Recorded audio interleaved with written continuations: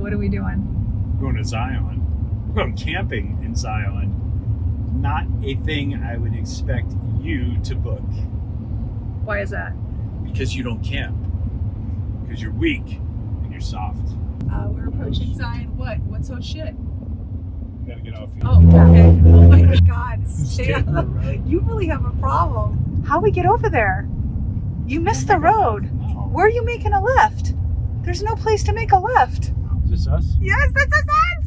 This is us. Oh my gosh, look at that. Look at that. Wow. I've never been glamping before. I hope there are nudists. Stop it. No, we're in a normal place. Don't be a weirdo. Check the mic and make sure it sound right, boys.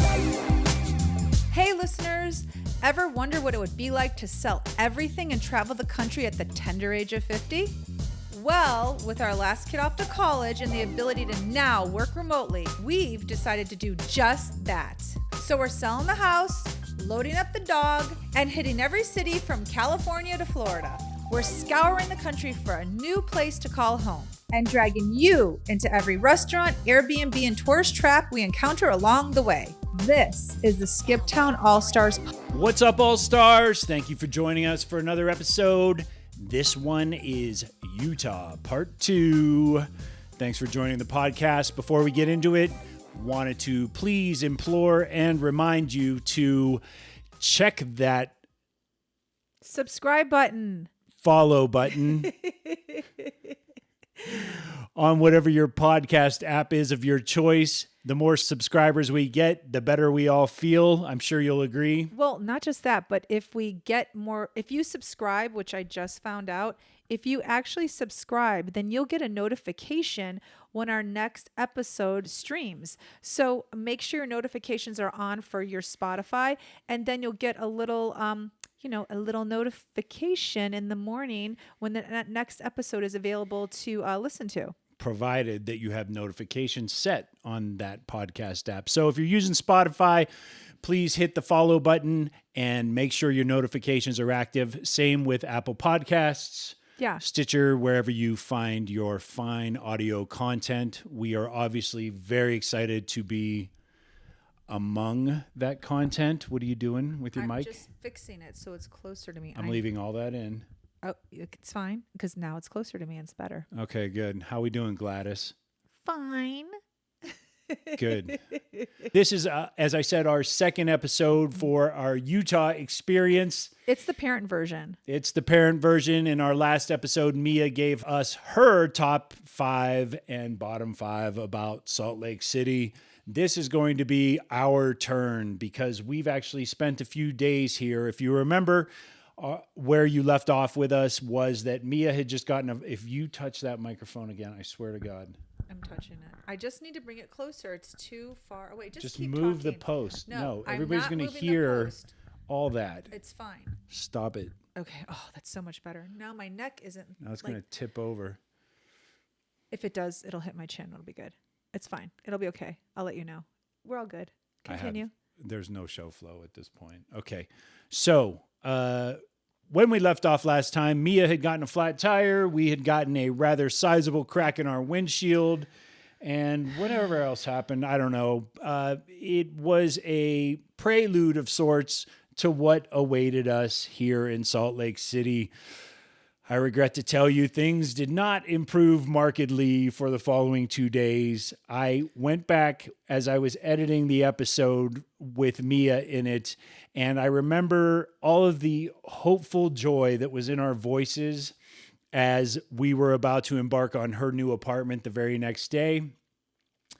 All that hope was dashed upon the rocks, and Denise is going to tell us why. Go ahead. Okay, so my job for Utah was to plan our adventure. Now, there were a couple days going to be spent moving our daughter into her very first apartment. A sophomore in college now, and she gets her own apartment. It's kind of like standard. Kids move out of the dorms freshman year and share an apartment with a couple of friends sophomore year. So we were excited about moving her in. Usually for us in the past, move-ins have only been 2 days, honestly. Like you move in, on the first day. And then the second day, maybe you do a couple little things like normally go grocery shop and fill up the refrigerator.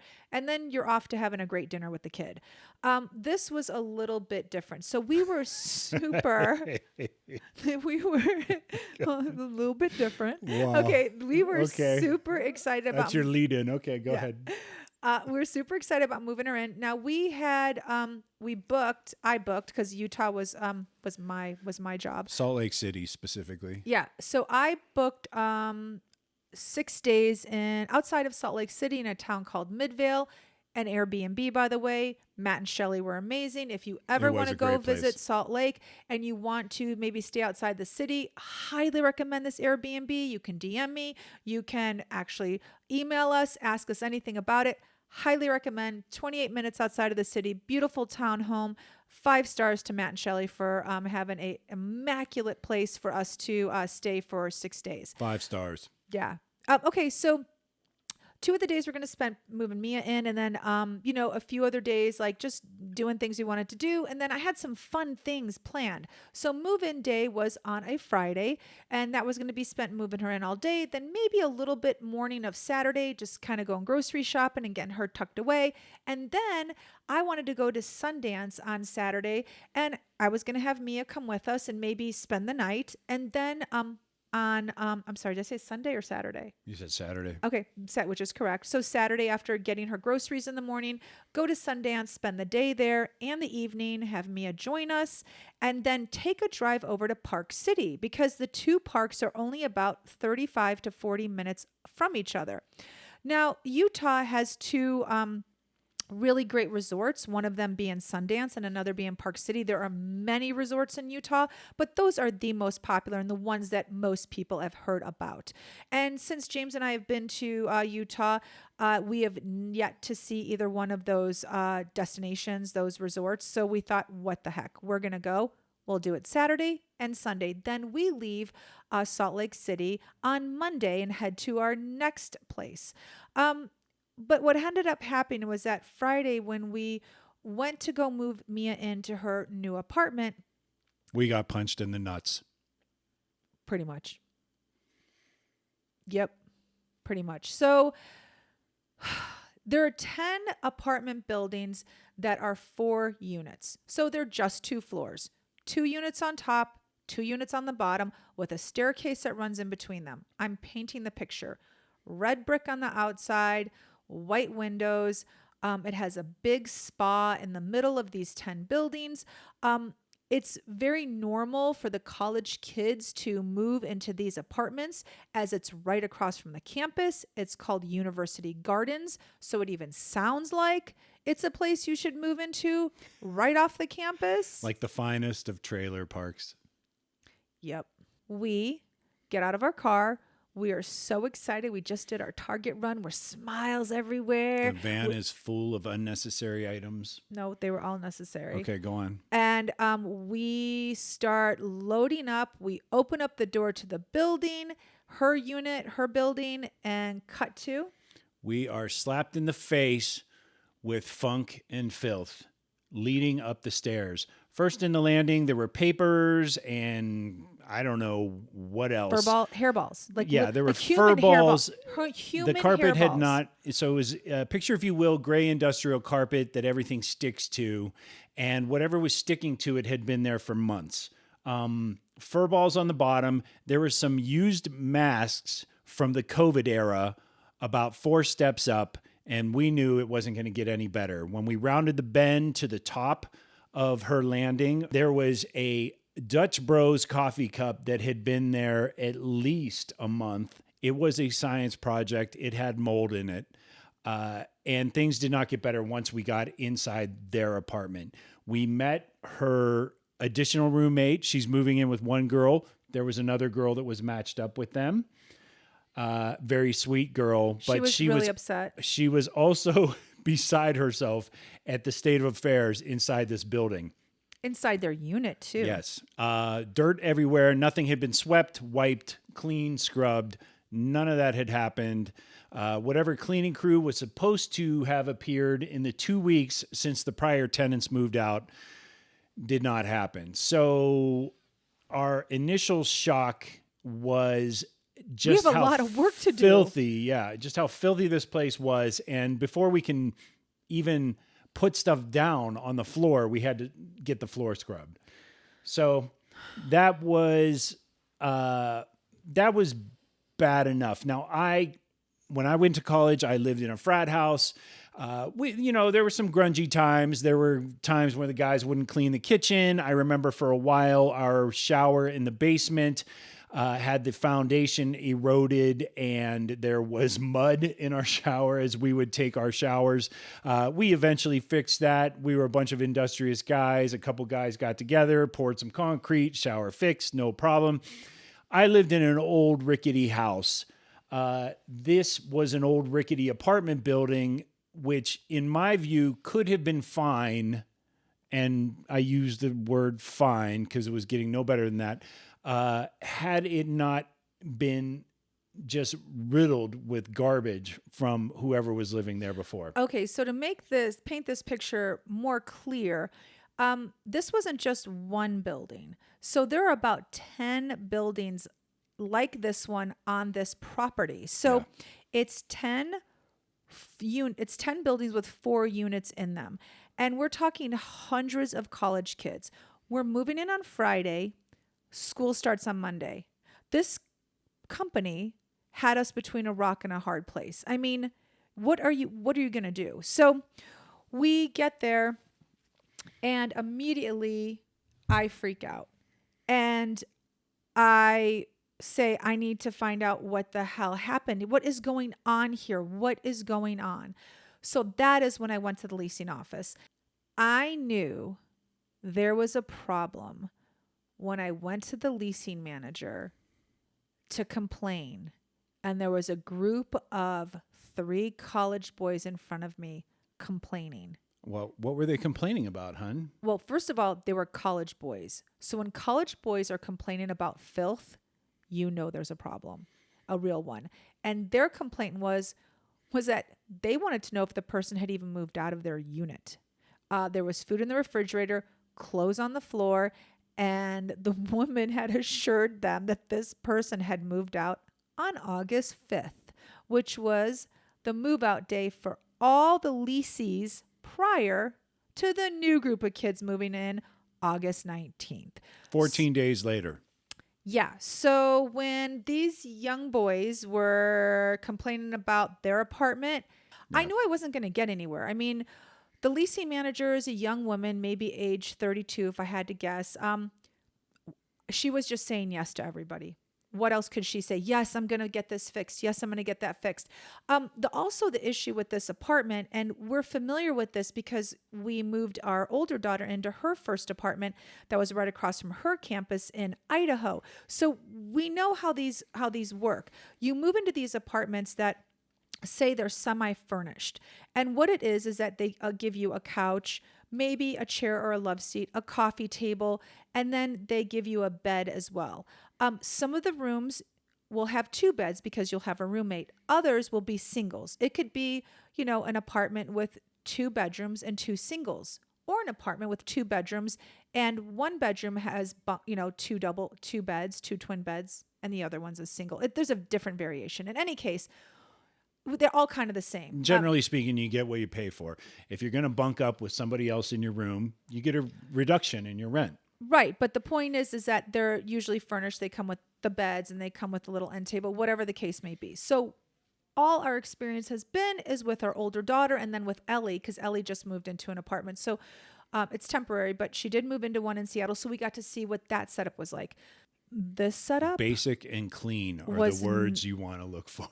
That's generally what they are when you move into these places. Basic and clean. Yeah, this setup in Utah was not either one of those setups. So in this apartment, yes, we had a couch. There was a love seat. We did have a coffee table. The bathroom had a tub, a sink, and a toilet. There was no even shower rod. There was no hand towel holder. There was no cabinet in the bathroom. The bedroom was so small with the 2 beds that were in there that her closet, she only had one bar in her tiny, tiny closet. And I said, okay, no big deal. I'm going to get you another tension bar. So you have a second bar so you can hang things underneath your first bar. It was 21 inches.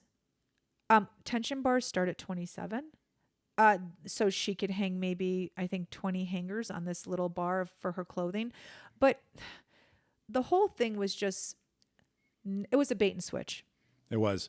That's the best way to describe it. I could sit here all day and tell you how terrible it was. It was truly a bait and switch. But the worst thing about it was that what were we going to do? I mean, it was Friday and she had to go to school on Monday. So we're all sitting there in disbelief at this apartment because it's filthy. So we unload the sink didn't work. The internet was not working. Mia was missing blinds on her window. In her bedroom. Everything was filthy. And the spa outside was a murky algae-like green. Yeah, it had lily pads and frogs in it. So the whole thing is this building, like they sport a spa. Like that's the whole thing. Come rent. There we have a beautiful spa. It was green. It was gross. So where we normally would have started right away, like putting like plates and cabinets and, getting her bedding together, we couldn't do that. Like we literally had to leave to go buy heavy duty cleaning supplies. I mean, we bought like the basics, but then we knew, this wasn't just a matter of sanitizing and then being able to put your silverware somewhere. And there came a point where I remember fondly back in the spring of last year. Was it the spring when Mia and her roommate were looking for apartments, and one of them had fallen through because they hadn't gotten the paperwork in on time. And this one was referred to them by a friend who was a boy. Is a college boy. A boy. Who had no problem living here. Again, going back to what I said, my experience was when I was in college, we put up with a lot. We can handle a lot as long as it means we don't have to move home with mom. We're good. I will never take housing recommendations from a male. Never. I mean, maybe I'll start doing it over the age of 40. So Denise had already ripped some ass, plain and simple.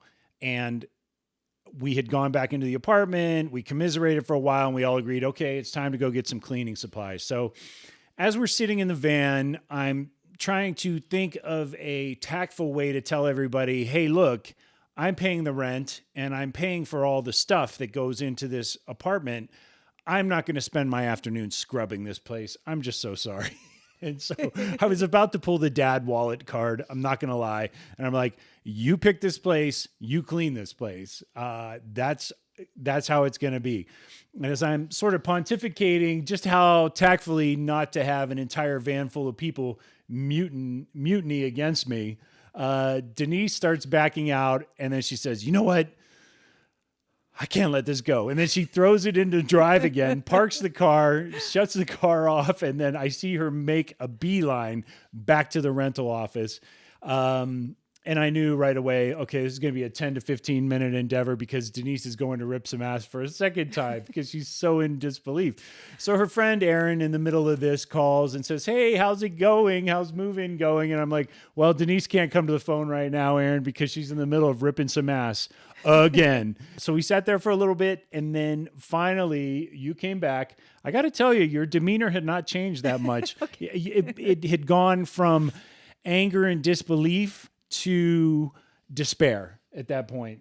I would say, okay, what are the different stages? Like when you go through something, there's like anger, disbelief, and then there's acceptance. Denial. And then there's acceptance. Denial was like the minute we walked in the door, we're like, I deny this is actually happening. I think when I came back in the car, it was acceptance. So what had happened, and I have to say, I don't do just a Karen. Because I'm not about like just bitching for the sake of bitching. Like I want you to explain to me why it is the way it is. I need to know. And I really appreciate that James lets me be me. When I threw it back into park and I said, I'm sorry, I can't, I gotta go. I didn't even have to finish my sentence. He didn't look up from his phone. He said, he just said, Well, there's a "See ya." Kansas City like sub story in There's here. many though. There's many stories that we can reiterate, you know. But any case, he lets me be me, and I'm so appreciative for that. Like he doesn't even stop to say, "Hey, you might be wasting your time." There's none of that. He's like, "Go get him." So I walk back to the leasing office now. This is probably an hour and a half, 2 hours after I first was in the leasing office. And there's still a bunch of people down there still complaining about their apartments. Yep. And, you know, I've got to say, there is well, I'll say this later. Let me just get to this point. I'm next in line. She sees me. I see her. There's a recognition Yes. that takes place And in the blink of an eye. And I realize she may start to cry. Now, this girl is like 32 years old. Move-in started at 9 a.m. It's 5 p.m. at this point. I don't want her to cry. I don't want her to leave. I don't want her to quit. She's the only person manning the ship now. If we lose her, we're really... She's the only one with the phone number to the cleaning crew. Yeah, we're really done. So I just asked her, I said, look, I just need to know how this happened. I said, everyone moved out August 5th. It's August 19th. Just please, I said to her, if you explain it to me, I'll understand it. Just explain it. And she just stared at me. Well, she said it had been cleaned. Well, she's just stared at me. And then she did say it had been cleaned. And I said, it hasn't. I said, it hasn't. And if they told you it was cleaned, the unit was cleaned, they lied to you, and you have to get your money back from this cleaning company. And then she just stared at me some more. And I said, okay. Because she couldn't really give me an answer as to why the pool was green. She said something about they called the maintenance man. It's being repaired. Yeah, it was all yes answers. Like, yes, it's being repaired. Yes, we'll come fix this. And then I just said, okay, quick question. Would you let your kid move into this apartment? And she said, nope. Nope. That was it. That was it. That was it. I said, thank you. I turned around. I walked out. What can you say? And from the walk to the leasing office to our car, I already thought in my head, we have to move Mia. Because the girl gave me the most honest answer. The building was clearly run by slumlords, not the building, the property, because everyone was complaining. And again, all 10 buildings were beating a line to that door all day long. So the people that ran University Gardens are slumlords, and they had all the parents between a rock and a hard place. But the one thing, if you know anything about me, is that I will not let life have its way with me if I have anything to say about it. There are certain things that happen. You have no say. But there are other things that happen that you do not have to allow yourself to be a victim. And this was one of them. I was not going to allow this to happen to Mia, basically. Like, how could they do a bait and switch on her? I knew it would cost us money, but I was willing to lose that money and move her into a new apartment. So I walked back. I sat in the car. I looked at him. There was defeat on my face. And I said, we have to move her. Yeah. And he said, okay. Because he knew you can't take blood from a stone. This company is how they do business. Well, the property owner was clearly nowhere to be found that day. Well, he doesn't live there. Right. He does. And so... Well, no, yeah, of course he doesn't live there, but I know he doesn't live there. She told me. I know. It's clear. Why would he live there? Why would he live there?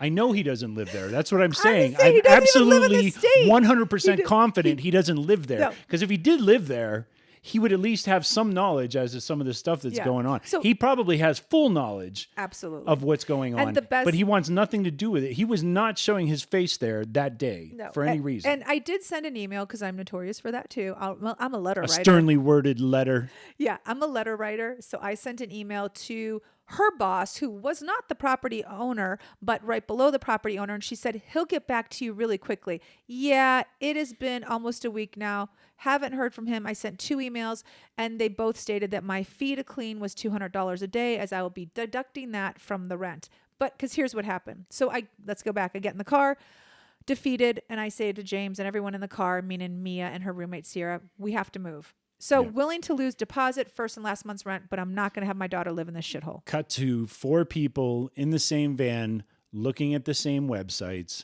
for the same apartments for the next hour and a half. We sat there. The engine was running. No, I don't think it was an hour and a half. I think we sat there Maybe for about an hour, and then at least an hour. And then we had a good long conversation. We even went and saw an apartment. Yeah. I am very proactive in my life. I really try to help other people be proactive in theirs. But at a certain point, even if it's your daughter, you have to let them make their own decisions. And for her, there were more benefits to this place than moving And out. staying with her roommate. Yes. Yes, it was. They're a package deal. They are. And the location is right across from the university. Any place we would have found at that point was a little further out. She knew people on the property that were living in other buildings. There were just the ease, I think, and not having to get a new roommate because her roommate was not going to be able to move. Those were Mia's deciding factors, and James and I, in the end, had to respect them. Yeah. When we dropped them to go look at the other apartment building, when they stepped out of the car, I looked over at you and we were kind of thinking the same thing. And I just said, you know what? This is her bed. She's going to lie in this and make it better. It's up to her to get this place clean and beautify it and improve her living situation within those four walls as best she can for the rest of the school year, because this is what they've selected. This is the place they've selected. That is a great way to put it, James. This is what they selected. And you're right. We would not have picked this for her. I'm honestly at that age, I was so happy to move out of the house. I would have moved in here, no problem. So, but I'm a guy. Okay, you know what, to be I would fair, have been a little pissed off that it was messy when I showed up and that there was junk and garbage everywhere. I would have expected empty floors and empty walls. I know, but I do remember I was telling a friend of mine afterward about the apartment, and she said to me on the phone, she goes, you know, there are some kids that don't see a problem with that apartment at all. Yeah. And when she said that, I had to just stop. Once it was clean, finally, it looked like an old junky apartment. And old and junky is totally fine if you're a 19-year-old student who doesn't want to live in the dorms anymore and doesn't want to deal with an RA and wants a little bit of a fridge to put your own stuff and a place to study and hang out and party a mile from campus. It was not the place her sisters would have picked for themselves, but Mia and her friend were like, we will make this work. Yeah. So, hey, more power to them. They did. It looks cute now. It does. So Friday and Saturday were spent getting her apartment basically move-in ready. We left that building at 11 p.m. on Saturday. So any plans I had made for us as a family to do something outside of, Salt Lake City were in the trash can at this point, which is fine because we wanted Mia's apartment to be ready for her. But so James shows up. Well, Tell them a little bit about your Saturday. I start out in the morning. If you remember our last episode, Mia got a flat tire on her way to meet us. She was about 20 minutes away. It was the most anticlimactic hug on the side. Well, it was actually pretty climactic, actually, because there were cars whizzing by at 70 miles an hour. So dangerous. But anyway, so I had to get Mia's tire taken care of. The car might as well get an oil change while we're there. And when I was digging through all of the stuff in the trunk to get the donut out for the AAA guy, wouldn't you know it, I found all those car seat covers that I bought Ellie like 8 months ago to put on this car. So they were not in the bag. They were not on the seats. They were strewn about loosely all throughout the trunk. So I spent time at the car wash.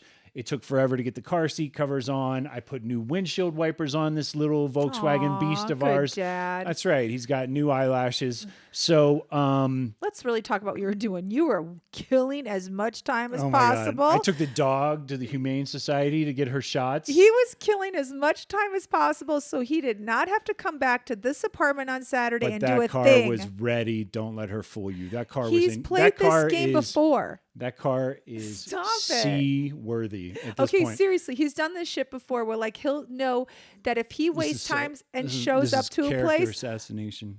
he'll be like, hey, what do you need me to do? And we're like, well, nothing, it's done. So that's what he was expecting when he showed up on Saturday at 2:00, mind you. 2:30. We had filled a van on Friday night with Target, some whatever home goods place, just bullshit, just stuff, stuff everywhere. We had filled this van to the gills. We unloaded it on Friday. But didn't put anything together because it needed to be cleaned. No, there was nothing to put together at that point. It was all like Yeah. rugs and cleaning supplies and whatever the hell else. Not. Yeah, it was because we had seen the apartment and it was a shithole. I know, but like we So- had to go back and get more stuff because Yeah, we realized we like, didn't there need was stuff to. missing. So we didn't did. need to. We But did. anyway, We did. I get to the apartment building on Saturday afternoon around 2 p.m. and Denise says, "Oh, there's some things in the car. Can you bring them up?" I popped the trunk on this van. I swear to God, it's This was filled awesome. to the brim again. And I'm like, what? It's all, I look at it all. It's all stuff that I not only need to put together, but I have no tools to put together. There's a butter So then I have to go to Walmart to put all this shit together. Mia had a little toolkit that we bought her. No. I needed a drill. I had no drill. Like, it was insane. I had to go back to Walmart to put the stuff together from Walmart that we didn't even need in the first place. We needed it. I don't even like Walmart. I hate that place, but whatever. So I go over there. I get this stupid bargain basement drill. And the next thing you know, it's 11 p.m. and I finally get all this stuff like constructed. Yeah, so we were pretty exhausted. So the plans I had for Saturday and Sunday, well, Saturday was gone and we were only left with Sunday. So now, as much as, the truth is we did as much as we could do for Mia. We could have spent 3 more days there, but she has to do her apartment at some point herself and put her. She got it done, and she sent us a video of her yeah. tour, and it looks And- actually pretty cute. And she did put her final touches on it. So It was they adorable. did make it work in the end, They did. even though it did not look good in the beginning, but they pulled it out of the ashes. And I will post a little video on the before and afters on Yeah. my Instagram. So, which is Skip Town Denise, Skip Town All Stars, and Skip Town James. So you'll be able Well, to please see don't it. put it on my page. I don't Okay, want fine. I won't put it on Thank your you. page. I don't want that. Okay. So anyway, so we're left with Sunday because we're heading out. We're heading out Monday, James and I, to our next destination, and so all we had was Sunday left. So. Well, I decided to cram both tourist sites and tourist attractions into our day. We went to both Sundance and Salt Lake City. Park City. Oh, There God. you go again. Park City. She's just so. My God. She's. Do you even know where you are? Don't No. say where you are yet. I know. I'm not going because I'll get it wrong. I Anyway, know. so we went to Park City and Salt Lake City. No. Park City and Sundance. That's where we went. They're only They're only 35 minutes apart, and might as well hit them both. Down season, not very busy, so traffic there was very light. Park City is exactly what you would think. A really adorable main street with nothing but art galleries, boutiques, restaurants. Super expensive leather. Yeah, very expensive. A great knife store where I saw the actor director Peter Berg. Yeah, that's a good sighting. That That's was a great really sighting. good sighting. Super nice guy. So we did Park City. My thought was, let's have breakfast in Park City and then a late lunch or dinner in Sundance. So Park City was great. We were going to go bike riding. I even said to Mia, "Do you want to go tubing?" They have outdoor summer activities, even though it's not. They're mostly known for their winter activities. They do have some fun summer activities. No one was really down for tubing. They said maybe that he and James and Mia were going to go biking, but nobody did. So anyways, I said, okay. Anyway, I was like, let's go to Sundance. We had spent enough time there. Everyone was kind of like, all right, well. Oh, we went to the Olympic Oh my Training God. Center. Yeah. Oh, I forgot all about where that. they held the Salt Lake City Olympics in 2000, the Winter Olympics in 2000. Yes, it's Olympic. It's actually called Olympic Park. And we drove through the Olympic Village, which Yes. was now. Highly recommend. It's super cool. Yeah, it's being actually used as condominiums. So people live in Olympic Village right now. They had lanes called Bobsled Lane. It was really, really cool. We went and saw where they did all the ski jumps and stuff like that. Yeah, the luge. Yeah, it was very cool. So that was just outside of Salt Lake. No, it was Park outside. City. Just let me finish. It was outside of Park City, please. It was outside of Park City. In fact, we from Salt Lake City, we passed it on the way to Park City, so we actually doubled back just so we could go see it. It was totally worth it. Kids can walk around for an hour and a half. They have the Paralympics there. They also have a pool now, which if we looked in the history of it, which we read a little bit about it, they have a pool, which they didn't It's have an before. entirely like a training facility Yes. now. Now it So is turned into a full-on- for Olympic aspirants, Yeah. I guess, for lack of a better word. Yeah. Olympic athletes Olympic and hopefuls. trainees. Yeah. Yeah. So It's Olympic Training Center now. It's very, very cool. great place. I've never personally been to the Olympics. Every city I've ever lived in that ever had the Olympics had them way before I had ever lived there. So it was cool to be in the environment. It's actually inspiring to the point where if we're ever in a city or country where they're actually having them, like, we need to buy tickets and I attend agree. some of the events. So, Yeah, I kept saying to him, I cannot believe I'm in Olympic Village. I can't believe I'm in Olympic Village. It's just townhouses. Yeah. But it's like these amazing athletes were here. I'm walking the same ground they were walking. Like, that's impressive. okay, so let me tell the people then. Next, we went to Sundance. Go ahead. Yes, he is correct. One thing I learned about Sundance that I did not know, and I don't know if any of you listeners here know this, Sundance is not a city. It is a resort. So when I got to Sundance, I asked them, "Oh, where is Main Street?" And they said, "You're here." And I said, "Wait, I thought there was a movie theater here." And they said, "Yes, there is. It's just down the walkway."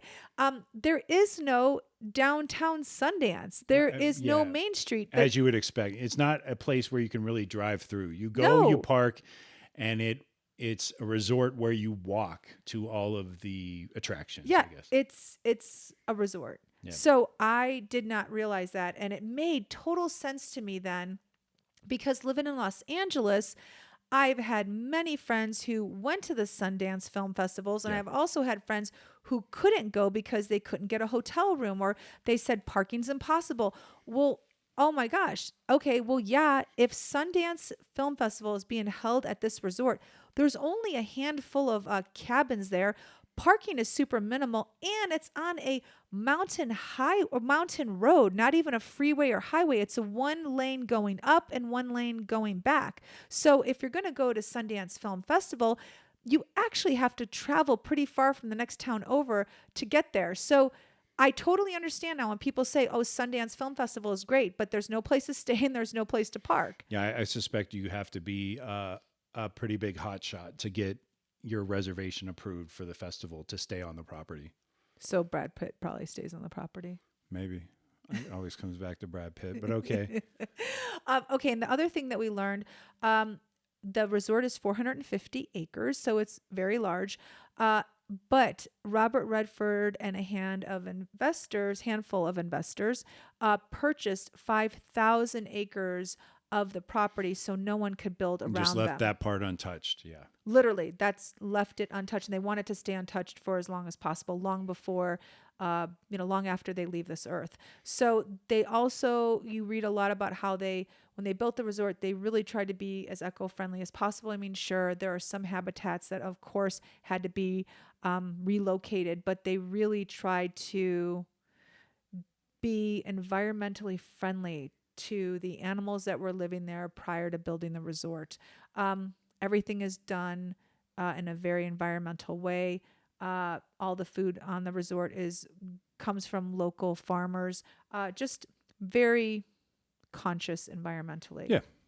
It was great. It was a great day. Mia and I rode the lift up to the top of the mountain. It was spectacular. It took us all the way up to where you could see eye to eye the other peaks in the surrounding canyons. I imagine it's times 10 in the winter. It seems like every bit the wonderland that you would expect it to be. I would say if you can do one of them, Sundance would be my choice. I would agree. Because you really are tucked away. You're secluded. You're on a resort, but the cabins are really tucked away. Park City is a city. It's fun. It's for a young family with kids, Park City is probably maybe a better choice. But if you're looking to go on a honeymoon or just spend like a good long weekend and be cozy with that special person, then I would say Sundance. It was nice you looked at me when you said that. So what ended up happening though is we didn't But wait, I was going to say something real quick, and that is, unfortunately, the day we were there, we could not get into the screening room just to check that out. They were having a private event there, but the filmmakers' labs and the screening rooms they have there are obviously, part of the allure of the whole Sundance sort of mythos, and you Yeah, could feel that explain while that, you were though. walking around there. Okay, you could feel that, but you're not explaining to people, they don't know what the labs and what So all that if means. you are a young aspiring filmmaker and you go to, or not even necessarily young, but and you want to attempt to get into the filmmaker labs at Sundance, you have to go through a pretty rigorous process. Apply, submit your portfolio, basically your body of work, and if you're fortunate enough to make it into these labs, then you'll find yourself rubbing elbows with, pretty famous directors, actors. They had pictures of Sidney Pollack. Yeah. Tim Tim Roth Roth was in one of the photos for the actors lab. But gosh, they had who else was there? I mean, there were so many photos on the walls of actors that have come to sit with up and coming people and giving them their 2 cents on what it takes to make it in Hollywood, what it takes to Yeah. make an A-list movie.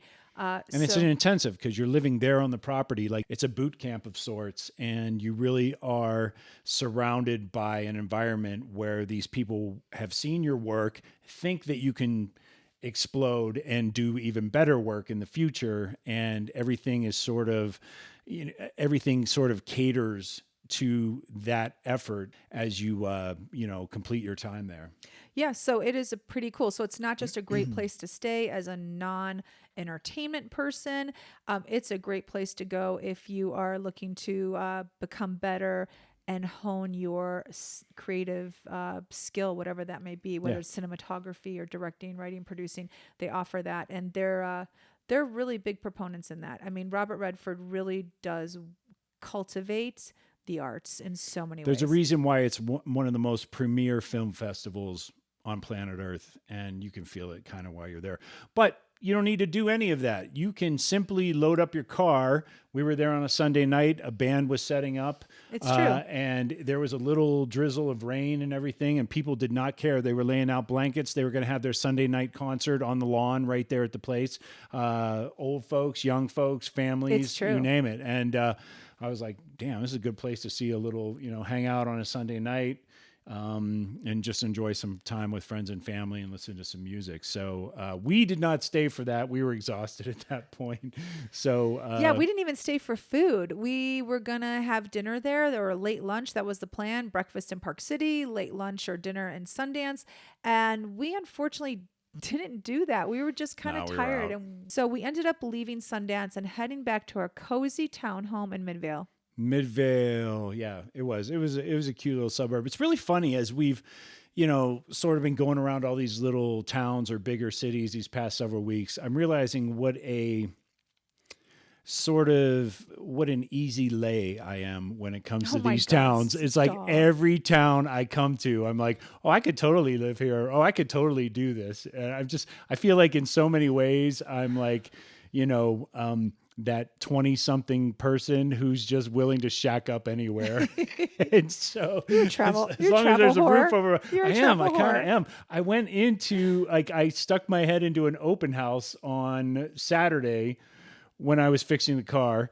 And you were just dragging your time. I looked around this place and I was like, wow, this is a really nice house. It was a bit on the high end for us. It was like, I think it was the upper 500s or something like that. I really don't want to get into a mortgage that expensive again, but I was looking around and I was like, holy cow, like I could totally live in this house. And it's just really funny because in the very last episode, I said, I don't want to drive 2 miles for coffee. That's stupid. I'd rather just live in a city and walk downstairs and get my coffee and all that stuff. So I don't know. I'm changing. Like my opinion's changing as the wind blows. Even Bend, Oregon, when we were there, the first morning I woke up, I was like, eh.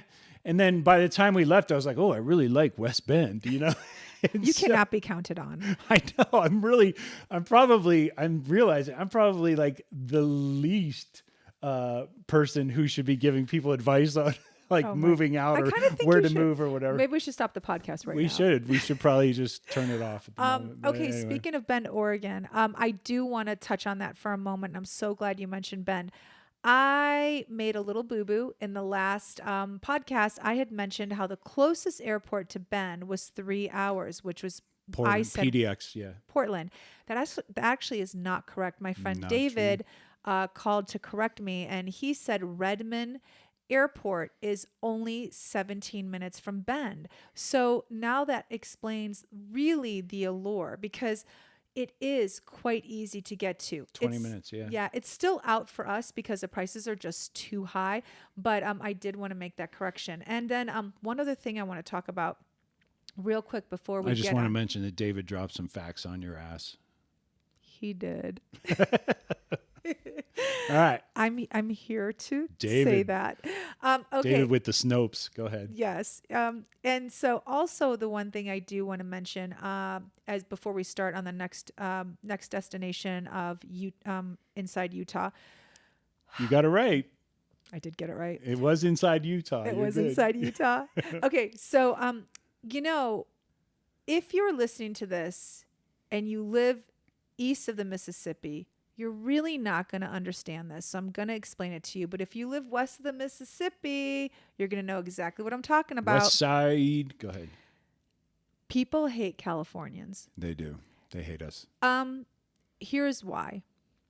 We're We're obnoxious.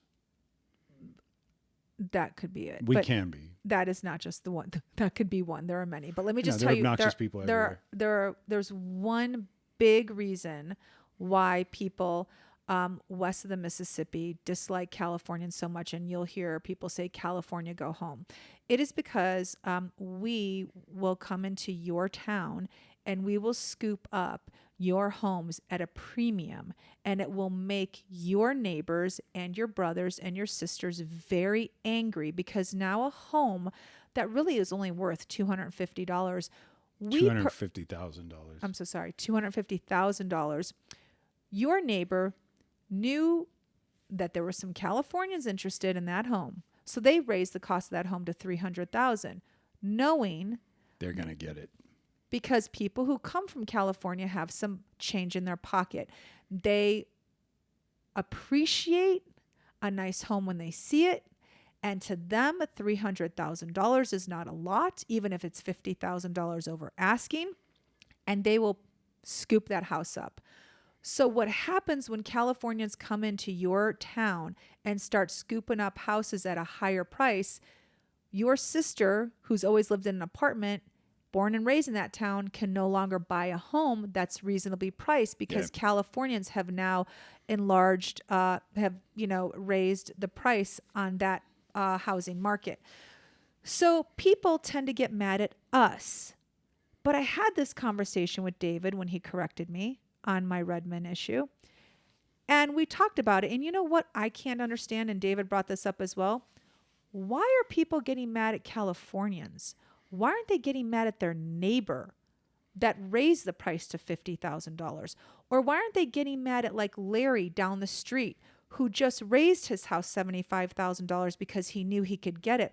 Why are they getting mad at the people that purchased it? I really had to think about that when I hung up with David, because that was a very good question. I have never asked myself or anyone who's given me attitude about buying a house in a different state, because I get attitude all the time about it. Like, oh, you're going to come here and now prices are going to go up. Well, get mad at your neighbor. Why are you mad at me? Well, I think politically speaking, I think it's just naturally assumed that when people from California move in, you get those quote unquote California values that you hear about on Fox News or whatever, like all day, every day, that is just sort of drummed into people's heads and makes them frankly fearful, because that's all they're marketing in is fear. But for me, I've hit it from a different angle when I feel like people are sort of accusing Californians of that, because if you take a good solid look at Meridian, Idaho, like it's half of Orange County living there now. Agreed. And they're all conservative. Like so many of those people are conservative. Many of them are evangelical. It's like, so it's like, well, they're like-minded people who just moved in with you. So But they raised your rent. They did, and it goes back to what you were prices. saying. But I personally have felt before. It's like it's sort of a handful of things where it's like, oh, everybody's just trained to hate California, but it does go back to capitalism as you're talking about. And the bottom line is, if Larry wants to sell his house for $325,000 when everybody else in the city is trying to sell theirs for $280, or somebody's sister has saved up 20% to make that $280 price, now all of a sudden Larry wants to up the price to $325, and that 20% nest egg is no longer a 20% nest egg. Be mad at Larry. Sure, people get mad. I mean, like, I understand. Why are you going to be mad it's at changing, the person but it's buying like, it? you can't say we want no regulations on capitalism and then get mad at Larry for selling his damn house. It's like, I mean, it's like if and it. I mean, it's the cost of living in Los Angeles specifically, or any California major city, is so high that, you know, it really isn't. When we sell our homes from somewhere else and we move to another state, it's I'm not going to say it doesn't, like, $20,000 is a lot of money no matter where you are. But if you really want that house and you know the value of having a house for 25, 26 years, a Californian will dip into their pocket and pull out that extra $20,000 if they have it, if they're so inclined, if they really believe the property is worth that much. So the whole, you know, pricing out real estate. I mean, you could just as easily blame Airbnbs on the cost, on the rising cost of housing. You could just as easily blame Zillow.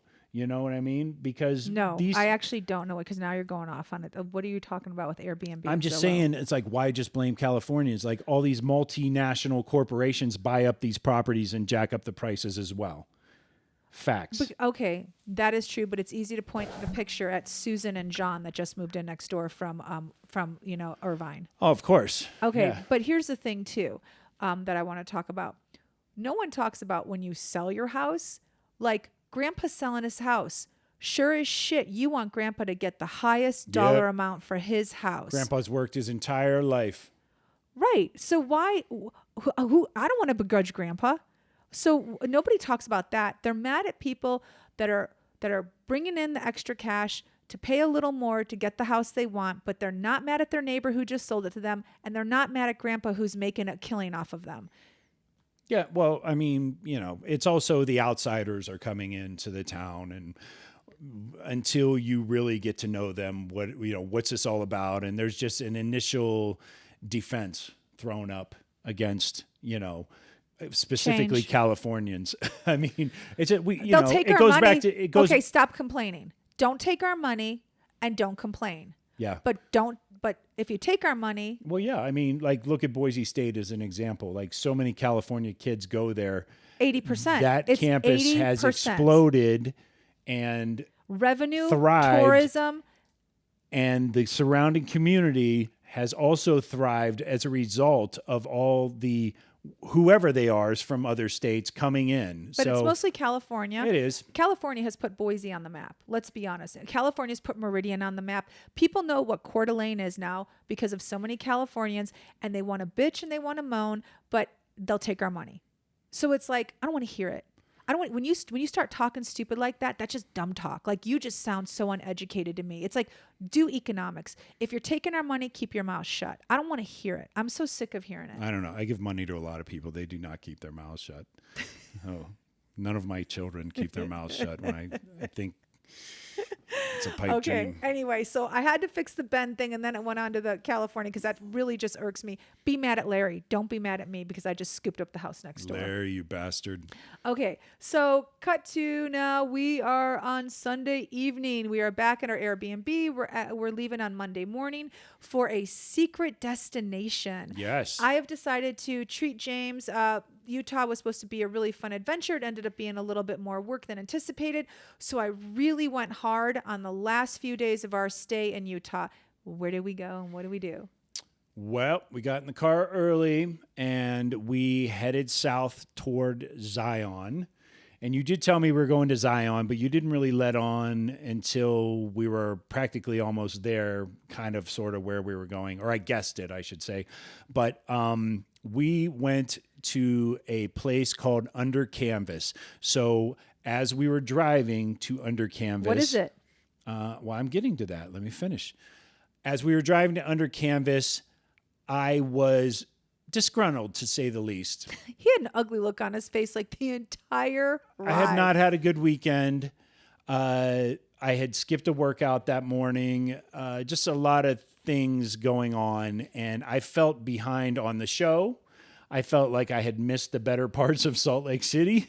And, I was sour. I was salty. So I was quiet, though. I wanted to take it out on you, but I couldn't because you hadn't done anything wrong except all that stuff you bought at Walmart. But I was quiet in the car the whole way there.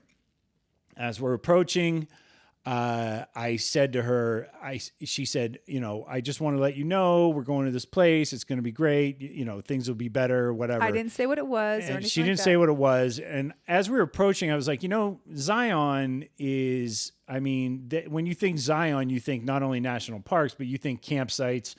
We were not in an RV. So I knew we weren't going to an RV park. And I figured, with the success we had had with the dog at Airbnbs, that we probably weren't going to a hotel because why muck that up?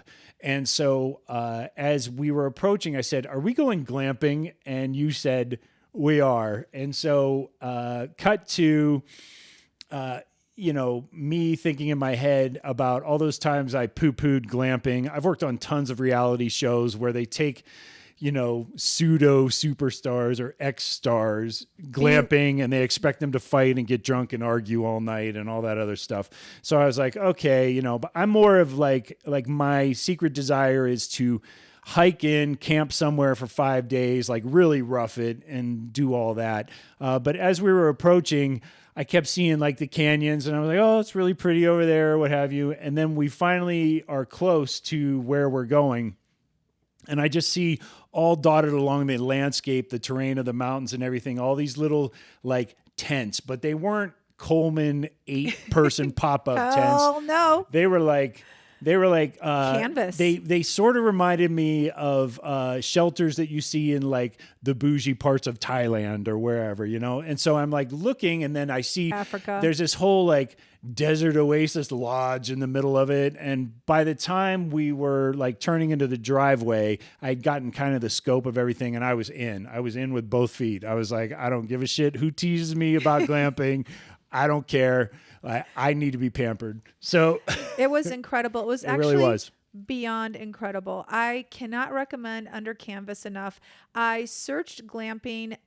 I knew I was never going to do camping, and that'll be something we talk about in a minute. But and not to mention, I just needed James to like really have an enjoyable experience.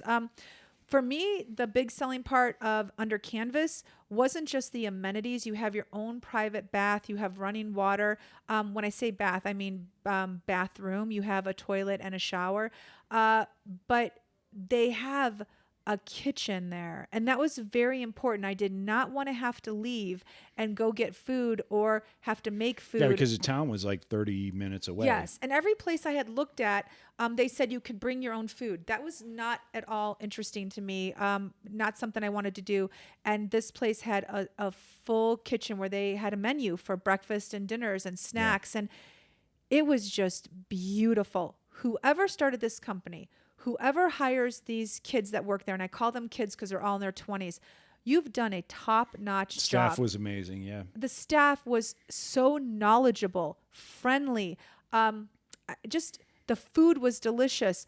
It was beyond my expectation. Yeah, the stuff coming out of the kitchen, a lot of times you go to one of those places and you can feel how they're skimping on the menu, and I didn't really feel that at all. It was the food was really good, prepared really well, and then you have the tent itself. So when you pull up to your tent, now not every tent has a shower and a toilet. The one I rented for us for the few days we were there, a purchase for us did. But their community bathrooms that had showers were immaculate. I mean, just immaculate. I can't say it enough. I went there many different times of the day to use the bathroom, and everything was spotless at all times. They weren't skimpy on anything. They gave you ample shampoo and conditioners and body washes. You walk in the tent, oh my gosh, you have this porch, and our tent faced Zion. Yeah. It was great. The porch faced Zion. You open up the tent, and I will have this all on my Instagram for everyone to see as we walked in. King size bed, comfortable, beautiful bedding, cute furniture in there, end tables. I mean, I don't know. How did you feel? It was great. I mean, walking up there, the first thing you do when you get up on the porch is turn around and see your view. But then when you unzip the tent, they had the king size bed in there. I love the touches because it was, even though, you know, it wasn't like roughing it, everything still was pretty basic and rustic, but you know, everything was constructed in a way where you were like, okay, like this is the perfect type of camping that you and I could both agree on, right? Yes. There was a chain you pull for the shower, which felt old school and manly. And I don't know, we settled in right away. We had 2 amazing nights there. The wind through the canyon at night would ruffle the tent. It's actually very loud. There was some precipitation at night here and there. They give you earplugs. You didn't care. I slept like a baby. Yeah, they gave you earplugs because they said it gets very windy at night. It woke me up several times, but I never put the earplugs in. For me, why would I put earplugs in? You're outside. That's the beauty of it. You want to hear it. And the second night it rained, but not as much as I had hoped. I really wanted it to downpour because I wanted to smell the rain and hear it on the tent. And it was just little sprinkles, but it was. But we met some people around the campfire, a young couple from Orange County who had just gotten engaged. We met some older ladies from Florida. They were super nice. I think they were there with their daughter. And it's, I don't know, it was just like kind of free. Like everybody who was there was just mellow and cool. And the campfire had these beautiful, I'm going to always say it wrong, they're Adirondack chairs around. Adirondack chairs around the fire. They gave you s'mores. I mean, it was just, it was really, the only word I can use is just magical. Yeah. And that is truly the word for this experience. It's called Under Canvas. At this point in my life, I would say... They have one in Moab as well, you said. They have, I think, 4 around. Oh, wow. Yeah, Moab is one of them. And then I think they might have one in Bryce Canyon, too. Oh, wow. But at this point in all the adventures I've taken, this was the best. I mean, I've been to Paris. I've been to Belgium. I've been to Hawaii. There was something different about this. And I don't know what it was. If it was easy. Yeah. And I like easy. It was good. The food was good. The beauty of it, the staff. Yeah, it was just like the air out there was just different. I mean, I loved it. I mean, if somebody said to me, do you want to go to Paris right now or would you go to Under Canvas? I know it sounds stupid. I'd pick Under Canvas. When I think of Paris, I think of getting on a plane, having to take a rail like this.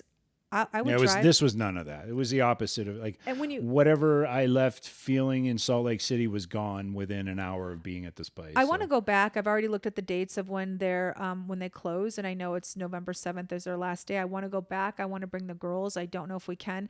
I've been camping twice before, and both experiences were pretty terrible, and I will never go camping again. So what are you talking about? We had so much fun. I did something called dry camping, and I didn't know what that was until somebody had to explain it to me. Here's the thing. Growing up in the city, I never went camping. So when I thought of camping, I honestly thought of like going in the forest, having a well to get water. Yeah, you pump the pump. And and then like if you have to poo-poo if you have to do your business in the field or in the grass or whatever, you do it. There might be an outhouse. But both times I went camping was to this place that had dry camping, which is disgusting. And it's brutal. It's unfortunate. I just wish that that had never been my first experience, because as nice as everybody was, our friends, and they helped us with our tent and this and that, I would never in a million years go back. And this changed everything for me. This isn't true camping. I don't think I've had a true glamping is not true camping. I don't personally think I've ever had a real camping experience, because I know dry camping isn't real camping from what people tell me, and glamping obviously isn't real camping. But I really loved the glamping. Well, I loved it too, and I never really thought I'd be I thought it'd be fun, and it was obviously something, like I just think a guy would. You don't like it because it's called glamping. Like, you got to get over that. That's we just need a stupid. better name. I think the branding is off. Yeah, I think it's stupid that men can't say it because it's called glamping. Well, What do you want to call I it? don't care if you think it's stupid. It's fine. But you would like it if it was called something else. That makes no sense to me. I mean, That's just I don't dumb. know. I have to think about what the name Just would be. say you liked it. I like hotel camping. Oh, ho camping? Ho camping? Is that what you want to call Yes. it? Hoping? What would you Absolutely. call it? Anyway, Humping? the next morning we got up after a glorious first night there, and we went to we took the doggy to doggy daycare, which was great. Oh, okay. So yeah, so here's what happened. So I had planned on hiking what's called the Narrows in Zion. So James did not know anything that I had planned. But what I had never even researched Zion, to be specific. And I never even I knew that the arches were in Bryce Canyon and stuff, but I never. So I thought to myself, what can we do that is like easy for beginners, because we're not hikers. So we certainly are active people, but we've never gone to a national forest and done hiking. So what can we do? Well, I know the Narrows is really, really beautiful, and I know that you go at your own pace.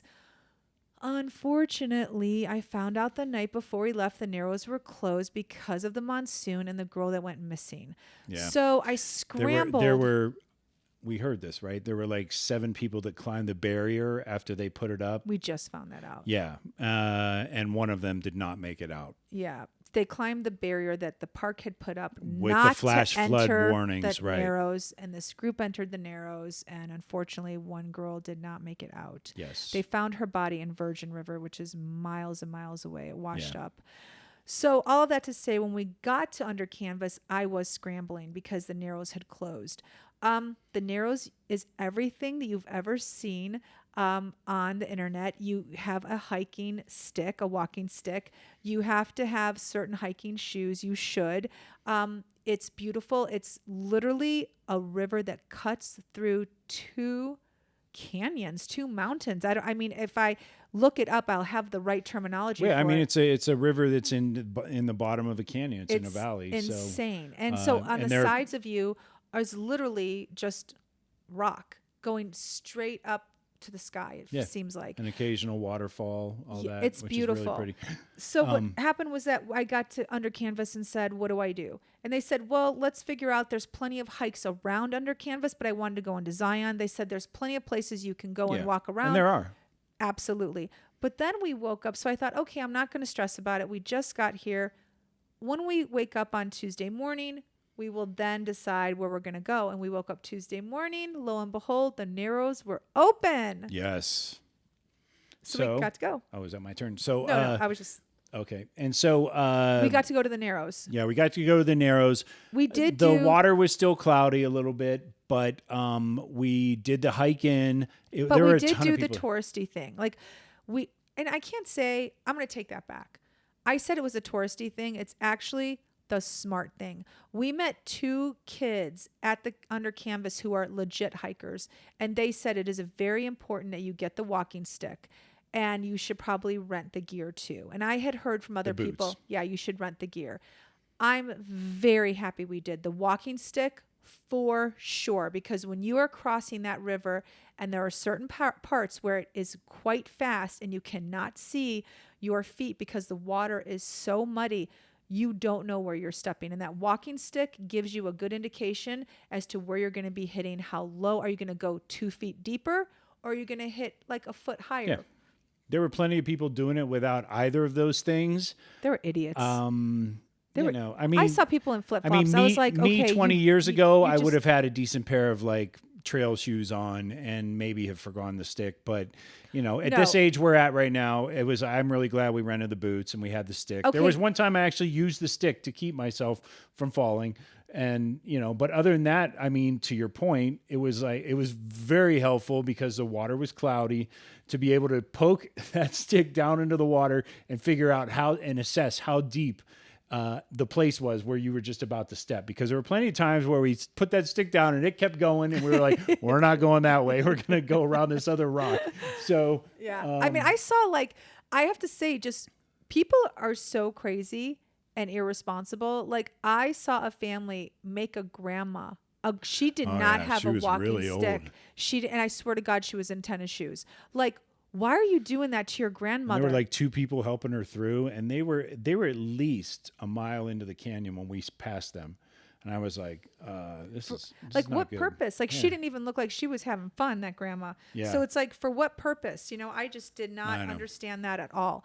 But it was amazing. I got a lot of shots. We got a lot of video, and it was pretty fantastic. We were there for 3.5 hours. We went pretty far in, but Yeah, I mean, at we one didn't point, do the whole thing. I was actually like, I had my broken toe and I was still. Oh yeah, I was gonna say, I was very impressed. You did that thing on 9 toes. So Thank you. Nice work. I was actually impressed when, because you can go forever. The hike is I think 10 miles, and I think it's 10 miles. I looked on the map. I know it's 6 hours one way. I think it's 10 miles if I'm correct. You can go as far as you want, but you have to remember you have to turn around and come back. Yeah. So, you're having a jolly old time getting there, but then you have to remember you have to turn around. So if you've been out for 2 hours, you're taking 2 hours to come back. So at one point we did decide, like, okay, we've been an hour and a half in, let's like turn around now, because it's going to be a 3-hour hike for us. I was pretty impressed when like a group of young men stopped us and asked us, like, as we were heading back, like, how much further they should go. And I looked at them like, you're young. You could go the whole way. Why are you asking us? They turned around. They did. They turned around, I think, shortly where They beat we us did. back, actually. They did. But yeah, it was a beautiful hike, very easy to do. It was what everyone told us. You go at your own pace, and you go as far or as short as you want. So it was great. So we spent 4 hours roughly in Zion, because it took about 3 hours for the hike, and then a half hour to get back to the shuttle, and all of that. And then went home and relaxed that night. The next morning was our last morning there. We checked out. We did. Regrettably said goodbye it was to very everybody. hard. I wanted to stay another night. Yeah, it was tough. But then we went to Canyon Overlook, which is also another hike that some of the campfire people were telling us about a few nights before. And they said, yeah, it's a half mile in and a half mile out. So 1 mile round trip. And you can see almost, there actually were. When you get to the top, there's a little placard that tells you all the peaks you're looking at. And there were 4 like major peaks that you could see across this entire valley of Zion. So the funny thing is that we get there, and I say to James, how long do you think it's going to take? And he goes, 10 minutes up, 10 minutes back. Because we both are thinking that Half the mile, path, half mile, and the path to get to the Canyon Overlook is the same path that we took to get to the Narrows, which is a paved path. Right. So we're like half a mile paved. Shit, we could do that, no problem. Yeah, we got this. So we started. So we parked the car on the cliff with like legit with like on a cliff. With like I couldn't get out on with my like side. 24 inches of gravel on your side of the car between you and Death. eternity. And so we walk down, we get on the path. Well, the pavement runs out pretty fast in the first 20 feet. And then you look, and there are basically rock steps going up the side of the mountain. We got up maybe 100 yards, something like that. And you looked at me and you said, I'm out. I did, because what happened was, first of all, I have CrossFit shoes. And they're old ones, and they're like, might as well just be Chuck Taylors at the bottom. They're super, super slick. So I'm walking up these stone mountain steps, and my foot slips on, like, I don't know, maybe the 20th step. I'm like, nope, not doing this. Like, I'm not doing this. Like, and there's nothing. He couldn't pay me. You couldn't pay me to do it. Like, there's no way. So I said, I'm out. And he's like, what? And I go, I'm out. He goes, really? Really? You're out? Like, he's standing there in disbelief. And I go, yeah, I already slipped. He goes, I don't know what you're talking about. Boom. He fucking trips right there in front of me. It was awesome. I go, yep, that's it. I'm out. I was not out. I kept going. And he did. And I did. But as I went, I realized about maybe a quarter of a mile into this half mile that Denise had probably made the right decision to herself, because I got around a bend, and there was about maybe an 18-foot walkway with no guardrail. and my God. people were sort of waiting for each other to come through on the whichever side. So basically, it was a 1-lane road. And as I'm walking, and mind you, I had my camera, so I recorded a lot of this stuff.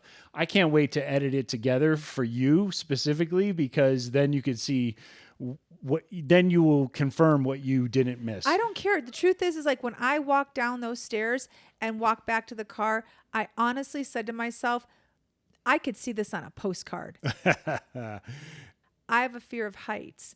And most people don't know this about someone who has a fear of heights. And that is that you don't have a fear of being high up. What a lot of people, and it's not everyone's, but a lot of people, their fear of heights is they're going to throw themselves over. And I know it sounds crazy. They feel the urge to throw themselves over. Yes, and that is what I suffer from. So when I'm too high on an escalator, I have to white knuckle not to throw myself off the escalator. Oh, Jesus. I'm not kidding. It's painful. Like, I can't do it. Like, one time I was on top of a building. My friend has a friend who owns a building in LA, and the helicopters come and land on it. So we had the opportunity to go up to the building. I was fine. I just sort of went to close to the edge of the building, just sort of, and somebody said to me, "You feel like you want to throw yourself over, don't you?" And I looked at him and I go, "How do you know?" And he said, "I'm afraid of heights too." And the more and more people I've met, that I've come in contact with, all have the same phenomenon. So when he came down from Canyon Overlook, he said, "You made the right choice." You would have thrown yourself over. Because you get to the top and there is a guardrail for some of it, but then there are slanted rocks on either side that are at an angle where you can actually climb them rather easily and get up for an even higher view. And plenty of people were doing that. Those rocks were the ones you would have thrown yourself off. So anyway, I'm happy that you decided to opt out because they would have been fishing you. Oh, someone wants to go outside. She has to go to the bathroom. What? Okay, let's stop this right now. All right, we're going to pause for a second. We'll be right back to wrap up this episode. We got a couple more things we need to talk about, and I got to take care of this dog. Bye. Okay, so the dog did her business. Yeah, we're back. Yeah. We are. And so basically I didn't go up to that death plunge because as a someone who is afraid of heights, I already want to throw myself over. There you go. So the wrap up for Zion is fantastic. Take the wife to under canvas, take the kids to somewhere less expensive.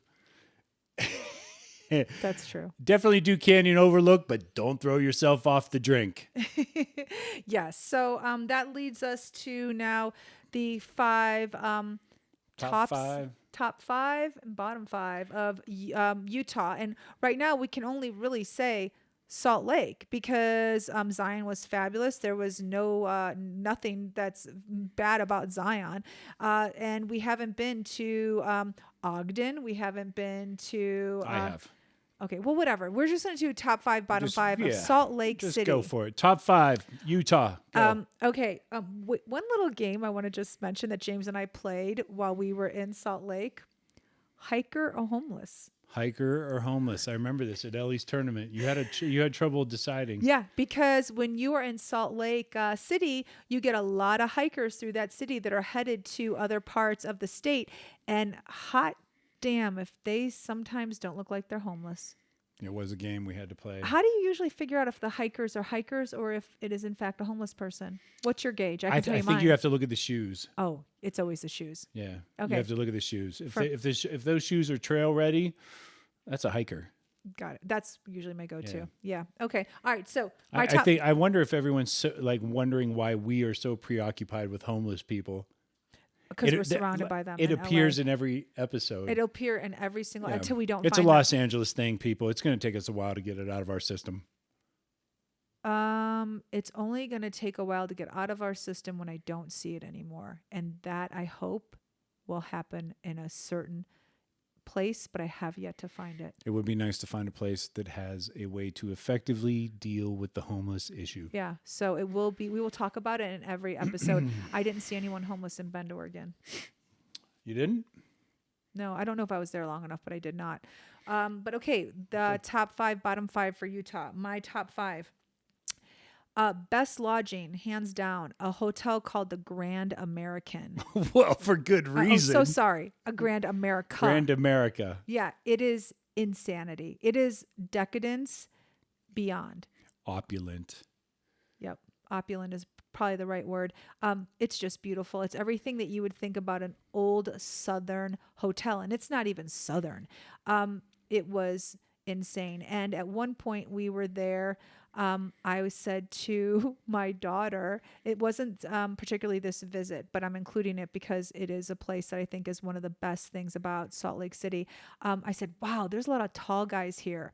Come to find out, it was an NBA team because the NBA The players. Sacramento Kings were staying there the same night we were to play the Utah Jazz. And it's not just the Sacramento Kings. It is every NBA team that comes through Salt Lake City. They stay at the Grand America. So if you're in Salt Lake or traveling through Salt Lake and you know there is a game, I would say spend the night at the Grand America. I know for a fact you will see tall basketball players in the lobby at any point, and their bus is right outside. Yep. Okay, that's one of them. Second, It's really pricey. it is. It's super expensive. It is. Ellie's club team, they really love those nice places, didn't they? It was her volleyball team from high school, the club volleyball team. Yes, they did like the expensive places. Anyway. Thank God for that. I don't want to lead anybody astray when they see the sticker price. No, but it's worth it. Do it one night. Like it'll be one of those things where you're like, hey, I went to an NBA game. You went and saw the Phoenix Jazz play. Sorry. Oh my God. It's the Utah Jazz. Oh my Okay. God, So you went and saw the Just Utah stay Jazz. in your lane. You went and saw, look, this is how the night can go. I'm telling you right now. You went and saw the Utah Jazz If play. you see the Phoenix Jazz play, there's something afoot, okay? You went and saw the Utah Jazz play. You come back to your hotel and you see the NBA players at your hotel. That is incredible. Okay. So it's worth every penny spent if you are a sports fan. Okay. All right, moving on. Moving on. My top 5, that's one of them. The second one is Gourmandice. It is a great breakfast, lunch, and dinner place. I don't know how late they're open for dinner, but it is fantastic. Everything's fresh, organic, blah, blah, blah, all that bougie shit. Then you have their track system, which is their public transportation. It is an honor system. I don't know if you heard in our last podcast, our daughter said that. It is based on an honor system. Some people get on and don't pay. I pay because I am honest. You're an upstanding citizen. I really am. So it's like I think it's like a couple dollars per way, whichever way you go. The college kids ride for free. Their track system is electrical. It's really great. You can travel the city very easily on their track system. Another top for me is that everything closes on Sunday. I know it seems to be a problem for some people. I like it. Stay your ass home. Enjoy your family. You don't need to go out. I love everything closed on Sunday. I'm not feeling that part, but okay. Glad you like it. I like that Salt Lake City's downtown is pretty darn clean. Do they have a homeless issue? Yes. Do I wish I didn't see it here? Yes. Is the state run by Mormons who claim to be all about humans and the well-being of people? Yes. Well, with that being said, they should really address their homeless problem because they have one. But that aside, their downtown area is quite clean, considering the homeless people sleeping on the street. And then last but not least, their airport. Very easy in, very easy out, very clean, beautiful. Big airport, too. It is just the views are beautiful. Love it. Those are my top 5. Bottom 5, alcohol here is just straight up weird. I'm not going to lie. I don't drink alcohol. I don't really understand it. But when I do order a drink, I get a half a pour.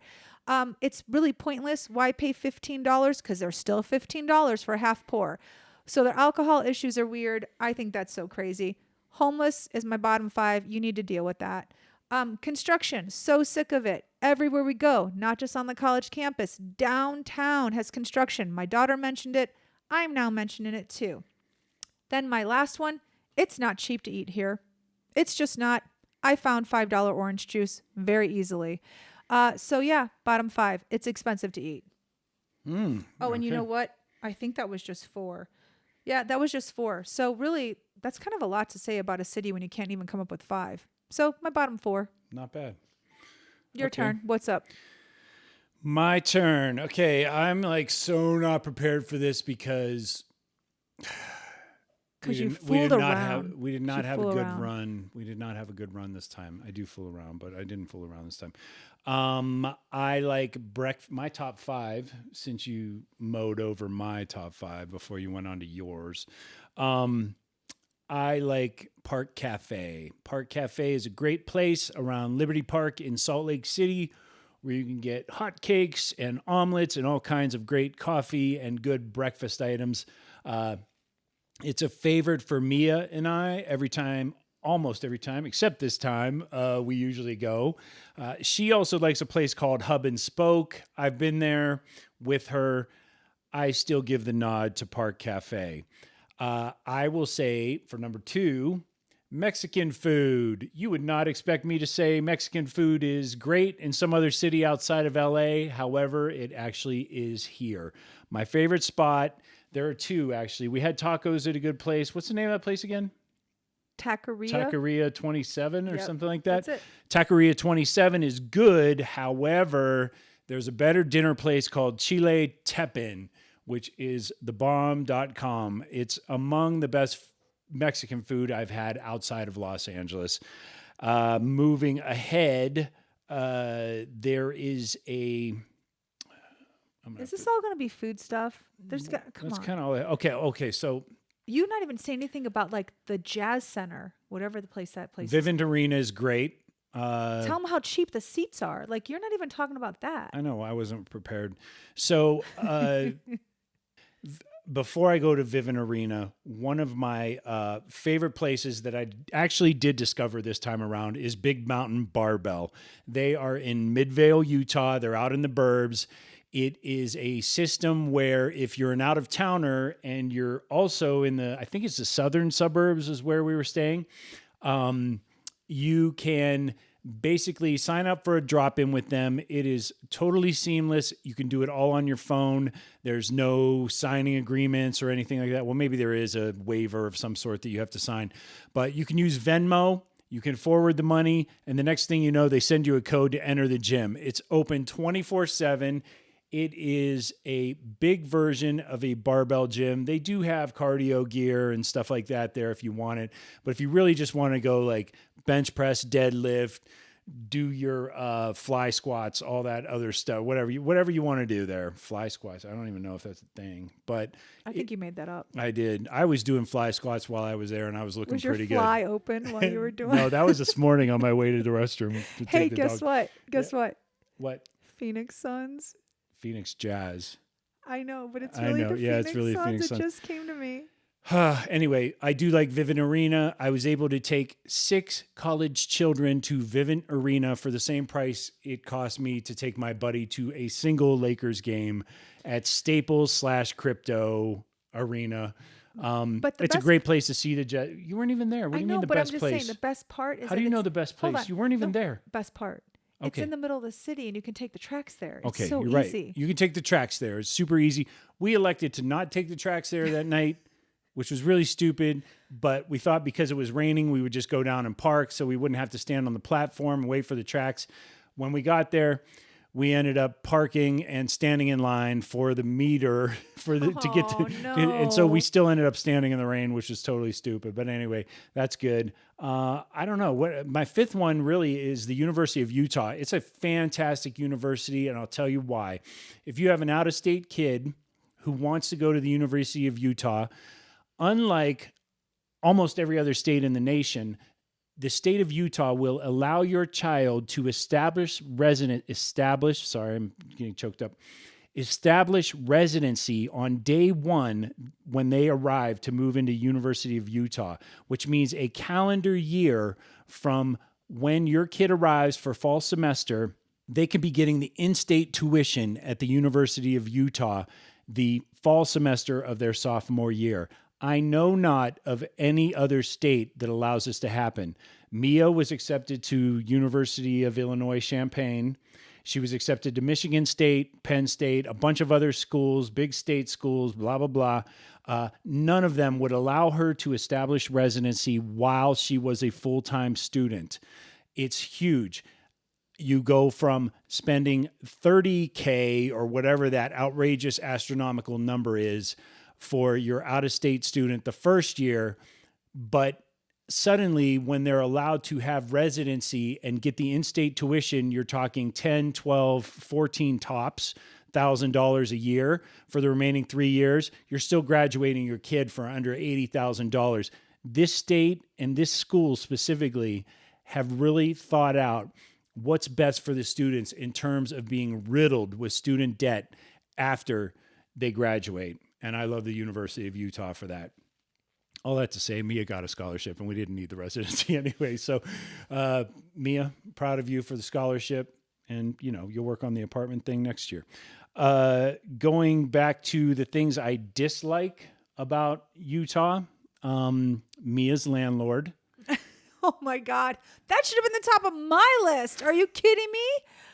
Mia's landlord is definitely at the top of my list. I mean, That's such a good one. I don't know how you could allow kids and their families to show up. And University Gardens, boo fucking who. Ooh, wow. Yeah, okay. I'm going to write a scathing Google review. A scathing Google review. Not that it matters. They don't even care. The other thing I don't like about Utah, and I don't know if there's much I can do. We all have to collectively do something about this, but Salt Lake is drying up at a very rapid pace. Climate change is very real here. And the minerals and elements that are in Salt Lake are dangerous for the air quality here. Arsenic. Yes. No, I read a whole article about it. If once it dries up, this town is going to be suffering with arsenic. Yeah, everybody's going to be exposure. walking around with gas masks on. Mm-hmm. Yeah, for sure. And it's bad. I mean, I noticed it this time around because we were here in the middle of summer. Last time I've been here in the spring, I've been here in the winter, but now you can kind of see the haze around the city a little bit. Yep. It's very reminiscent for a different reason of Los Angeles. So yeah, I don't know what they're doing about their water conservation. No idea. Yeah. The other thing you already mentioned was construction. It doesn't matter where we go. I mean, it's kind of been a theme everywhere. And then I don't know. I don't really have that much that I dislike about this state, or I should say this city. Salt Lake has been very good to my kid. It's been very good to us as a family. Ellie won the tournament in Salt Lake when we were here. It is true. I don't really have too many problems. You have Zion, you have Moab, you have I think it's a beautiful Bryce state. Canyon. You have all these amazing places where you can take it. You have Sundance. You have there are so many beautiful places in Utah. It's really spectacular. This is on my list. I'm going to forego my numbers 4 and 5. I don't even care. I love Salt Lake City. Yeah, it's on my list. I mean, we would just have to narrow down what city we can afford, but it's definitely on I can my actually list. give 2 more likes. I like the 9th and 9th area. If you're going to stay at an Airbnb, it's a great place to stay, a great little neighborhood. You got walkable cafes, coffee, restaurants, shops, you name it. If you're going to come visit your student or potentially look at the campus for your student, it's a great place. Even if you don't have a kid in the race, doesn't matter. The 9th and 9th area is fantastic. And the other thing I'll say is there is a place, if you really want to treat somebody, namely your college kid, there is a cookie place called Chip Cookie here. It is so great. There's one here and there's one in Boise. Hands down, the best cookies I've had Ever. almost. No, ever. Yeah, I'd say Chewy, pretty much in thick, every city. Gooey, ever. It's the best. It blows crumble out of the water. It blows insomnia out of the water. Chip is the best. Yeah, crumble sucks. Anyway, so those are my top 7 and my bottom 3. Top 7 and bottom 3. It's pretty good. Yeah. I mean, I love me some Salt Lake City. So anyway, I don't know. That wraps it up, huh? Yeah, I think we've done enough for one day. We've gone on pretty long. You guys wanted us to talk about things and not be afraid to stretch it out. You got your money's worth today. Thank you for listening. More to come next week when we go to... Are you going to tell the people or no? Sedona. And then Santa Fe. Anyway, thanks for listening. Again, please remember to subscribe / follow, whatever you do. Set those notifications. And as always, we appreciate all the comments you leave us on Facebook, on Instagram, we got some TikTok coming up soon. You know, if you like us on Facebook and you follow us on Facebook and you don't mind sharing what you like about us, we'd so appreciate it. We've gotten a few followers and listeners who've actually shared us on their Facebook, and then what do you know? their friends have started listening. So Yeah, we actually interviewed one. I interviewed one the other day. It's going to be up in a future episode. Yeah, so if Bert you want Stewart from Covington, Kentucky is going to be on the program. So if you don't mind sharing us on your Facebook, gosh, we'd really appreciate it. I mean, maybe we have something to offer that one of your friends or family members would be interested in, or maybe you just like to listen to us talk. Yeah, or maybe you want to listen to us talk so you know what not to do. Exactly. Anyway, thanks again. We appreciate all of you. We will see you next time. Tell them. Empty nest, full tank. You almost forgot. I just got it backwards, maybe. See? I almost got it backwards. I almost said empty tank, full nest. See you guys. Check the mic and make sure it sound right, boys.